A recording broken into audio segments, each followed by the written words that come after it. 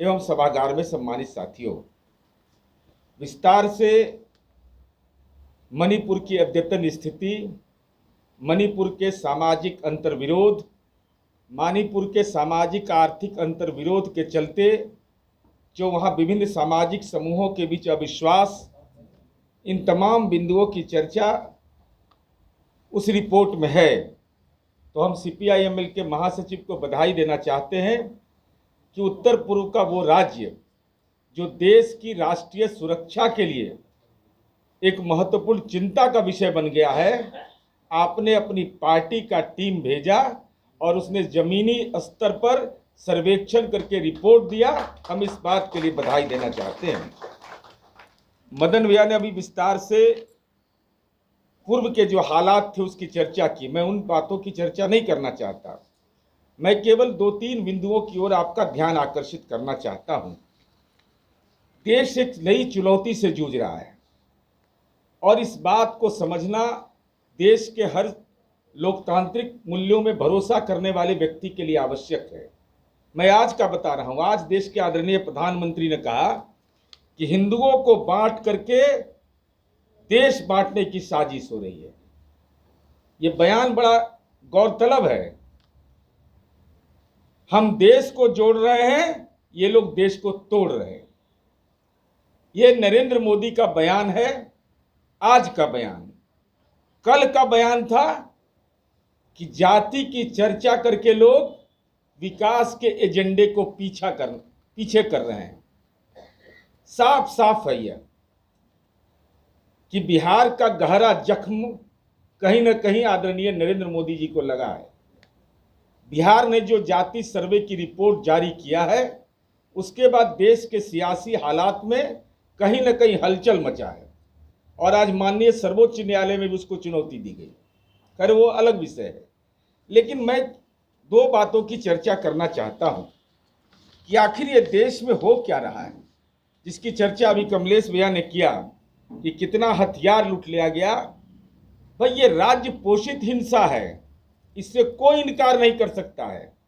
Media में सारी बातें बिल्कुल ही नहीं आ रही है और इस देश के लिए इससे बड़ा दुर्भाग्य क्या होगा कि देश का प्रधानमंत्री इतने दिनों के बाद, इतने लंबे अरसे गुजर गए, लेकिन देश के आदरणीय प्रधानमंत्री को हिम्मत नहीं हो रहा है मणिपुर जाने का।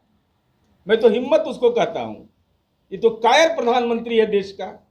गृह मंत्री वहां 3 दिन रहे, हालांकि मैं गृह मंत्री नहीं बोलता, मैं बोलता हूं सहकारिता मंत्री है। सहकारिता मंत्री 3 दिन वहां रहे, लेकिन आपसी सद्भाव की बात नहीं किया, बल्कि राज्य पोषित कैसे हिंसा बढ़े इस साजिश में शामिल देश का गृह मंत्री है। ये आरोप मेरा सीधा वहां की स्थिति का अवलोकन करने के बाद ये सीधा कहा जा सकता है। मैं ये कह रहा हूं कि भाई दुनिया के अंदर कितना भारत की प्रतिष्ठा जा रही है। मणिपुर हिंसा की चर्चा, प्रधानमंत्री जी को इसकी चिंता नहीं है। और मणिपुर में अब कितना हालात क्या हो गया कि देश के अंदर में पार्लियामेंट के अंदर विपक्ष को अविश्वास प्रस्ताव मणिपुर के हिंसा पर लाना पड़ रहा है। ये तो हद हालात है कि देश के एक राज्य की चिंता के लिए नो कॉन्फिडेंस मोशन के रूप में लाना पड़ रहा है। इसका मतलब साफ है कि आपको चिंता इस बात की नहीं है कि मणिपुर राष्ट्रीय सुरक्षा के लिए कितना आवश्यक है, देश का मुकुट है, बल्कि विपक्ष को इस बात की चिंता थी कि मणिपुर में जो हिंसा हो रहा है, चाहे जो भी हमको संसदीय हथियार का इस्तेमाल करना पड़े हम करेंगे। और विपक्ष ने ये शानदार और जानदार कोशिश की, प्रयास किया। उसके नतीजे बहस के विषय हो सकते हैं, लेकिन देश के लोकतंत्र के लिए इससे बड़ा खतरा क्या होगा कि भाई विपक्ष को अविश्वास प्रस्ताव लाना पड़े मणिपुर जैसे सवाल पर। और वहां की जो घटनाएं हैं, उन घटनाओं के बारे में हम केवल इतना ही कहना, केवल यह मामला नहीं है कि मणिपुर के अंदर हिंसा हो गई, राज्य पोषित हिंसा है, हथियार लूट लिए गए, बेटियों को निर्वस्त्र कर दिया गया। अब तो हालात यह है कि देश के न्यायपालिका को भी डराने की कोशिश की गई। सर्वोच्च न्यायालय के मुख्य न्यायाधीश ने जब यह टिप्पणी किया कि अगर केंद्र सरकार कुछ नहीं करेगी तो माननीय सर्वोच्च न्यायालय हस्तक्षेप करेगा। और ये आंकड़े हैं, ये मेरे आंकड़े नहीं हैं। प्रचार तंत्रों ने 7,53,848 ट्वीट किया और न्यायपालिका के खिलाफ आपत्तिजनक टिप्पणियां की। ये कौन सा दौर देश के अंदर चल रहा है कि माननीय सर्वोच्च न्यायालय के मुख्य न्यायाधीश की टिप्पणी के बाद पूरी ट्रोल आर्मी लग जाती है और 1,06,69 ओरिजिनल ट्वीट होता है, फिर उसको रीट्वीट किया जाता है और यह कहा जाता है ट्रोल करने के समय, not my CJI, not my chief justice of India. देश का हालात, यह हालात अब पहुंच गया कि माननीय सर्वोच्च न्यायालय कोई टिप्पणी करेगा तो केंद्र में बैठी हुई सरकार की ट्रोल आर्मी सुप्रीम कोर्ट के चीफ जस्टिस को भी डिमोरलाइज करने के लिए अपने ट्रोल आर्मी को लगा देता है। मोदी और शाह, ये लोकतंत्र के लिए एक नए खतरे का संकेत है। मैं इन बातों की चर्चा इसलिए करना चाहता हूं कि दुनिया के अंदर में मैं ऐसा कहीं हुआ है कि चीफ जस्टिस के खिलाफ अनाप शनाप टिप्पणी किया जाए। अब कोई देश में बोलने वाला नहीं है। अभी मदन भैया बोले कि क्या क्या नहीं उन लोगों को नवाजा जा रहा है। किसान आंदोलन के संदर्भ में देखिए आप, खालिस्तानी है तो पाकिस्तानी है, क्या क्या नहीं बोला गया। अर्बन नक्सल है, एक नया शब्द आजकल अर्बन नक्सल लाए हैं। तो अर्बन नक्सले के बदौलत में 2014 में आए थे।